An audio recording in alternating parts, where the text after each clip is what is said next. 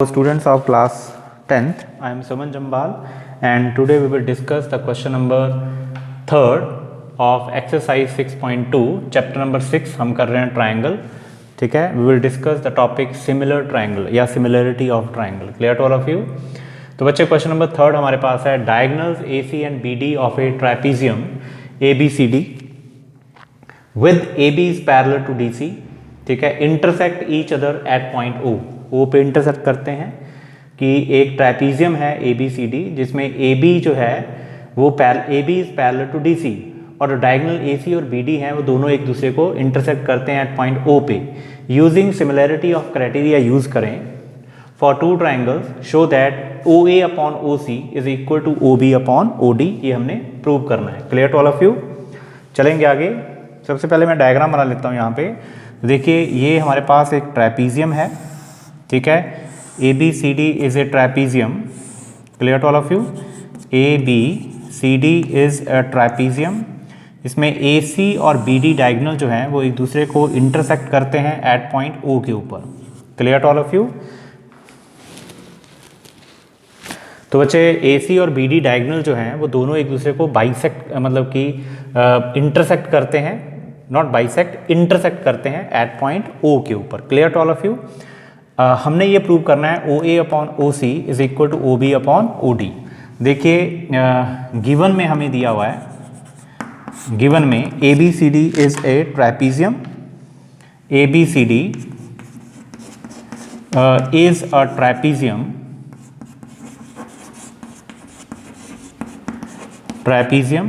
and AB is parallel to DC. AB DC के parallel है. Diagonal AC and BD intersect each other at point O. AB parallel है DC के. अगर AB जो है वो DC के पैरेलल है बेटा, तो देखिए ये जो AC लाइन है ये as a transversal line act करेगी. ठीक है, AB is parallel to DC. अगर AB DC के पैरेलल है तो AC line act as a transversal, और अगर AC लाइन एक्ट करती है ट्रांसवर्सल तो दिस एंगल 1, इसको हम एंगल 1 मान लेते हैं, इस एंगल 2 के इक्वल होगा. Alternate interior angle. Clear to all of you? Clear? तो देखेंगे angle 1 is equal to angle 2. They are called alternate interior angle. Clear to all of you? Next में same here AB is parallel to DC. अगर AB DC के parallel है तो BD line जो है यहाँ पे वो as a transversal line act करेगी. तो ये वाले जो एंगल होंगे, एंगल 3 और एंगल 4 मान लेते हैं इनको, तो एंगल 3 एंगल 4 के इक्वल होगा as a alternate interior angle. तो angle 3 is equal to angle 4 alternate interior angles. Clear to all of you? ये भी अल्टरनेट इंटीरियर एंगल्स आ गए. और एंगल ये वाला जो है, क्योंकि दोनों लाइंस AC और BD दोनों लाइन जो हैं वो एक दूसरे को इंटरसेक्ट कर रही हैं, तो these two line angles are also equal, vertically opposite angles. ठीक है, तो इनको हम एंगल 5 और एंगल 6 लिख सकते हैं. तो एंगल 5 मैं यहाँ, ये 3 मैं यहाँ पे लिख रहा हूँ 3, तो ये एंगल 5 जो है, ये 1 इधर आ गया, तो एंगल 5 जो है वो एंगल 6 के इक्वल होगा. तो angle 5 is equal to angle 6, vertically opposite angle, vertically opposite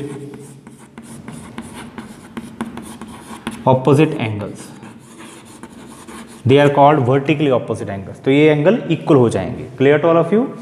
next step में बेटा मैं चल रहा हूँ आगे, मैं यहाँ पे मिटा रहा हूँ इसको. देखिए अब देखिए इन ट्राइंगल हम ले रहे हैं, अगर हम ट्राइंगल ले लें AOAB. ठीक है, in triangle OAB and triangle, दूसरी ट्राइंगल कौन सी लेंगे? OCD. क्योंकि एंगल 1 जो है वो एंगल, ये वाला जो एंगल है इसके, तो OC और D एंगल लेंगे. तो देखिए एंगल, ये वाला एंगल 2 के इक्वल है, तो एंगल 1 इज इक्वल टू, पहले तो angle 5 is equal to angle 6 prove कर चुके हैं हम क्यों इक्वल है. Angle 1 is equal to angle 2, ये भी हमने प्रूव कर दिया क्यों इक्वल है. ठीक है, क्योंकि ऑल्टरनेट इंटीरियर एंगल है. क्लियर? तो यहाँ पे प्रूव्ड लिख सकते हैं हम.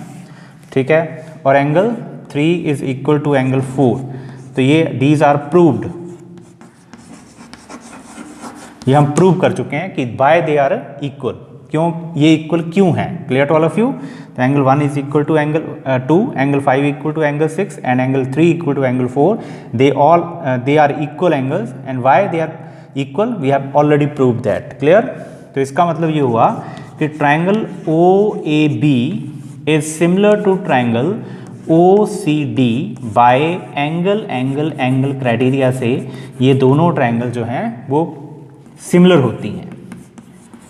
हाँ ठीक है, इनको हम एंगल एंगल क्राइटेरिया से भी सिमिलर कर सकते हैं, पर ये एंगल एंगल एंगल क्राइटेरिया से दोनों ट्राइंगल क्या होगी? सिमिलर होगी।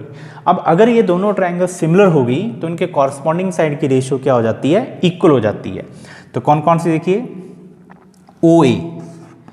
OA upon OC is equal to AB, next to CD, next 2 आ जाएंगी, फिर O और C, OB सॉरी, O और B, OB अपॉन OD। अगर these two triangle are similar then the ratio of their corresponding sides are equal. अब हमें क्या चाहिए, क्या निकालना, हमने प्रूव क्या करना है? हमें प्रूव करना है OA upon OC is equal to OB upon OD। देखिए हमें मिल जाता है यहाँ से फर्स्ट में और लास्ट में, ठीक है। फॉर एम्प्लाइज मैं यहाँ पे मिटा रहा हूँ इसको, देखिए यहाँ से हमें मिल जाता है OA upon OC is equal to OB upon OD, ठीक है। और यही हमने प्रूव करना था, तो hence proved. Clear to all of you? यही हमारा आंसर है और यही हमने प्रूव करना। Clear to all of you? Thanks for watching.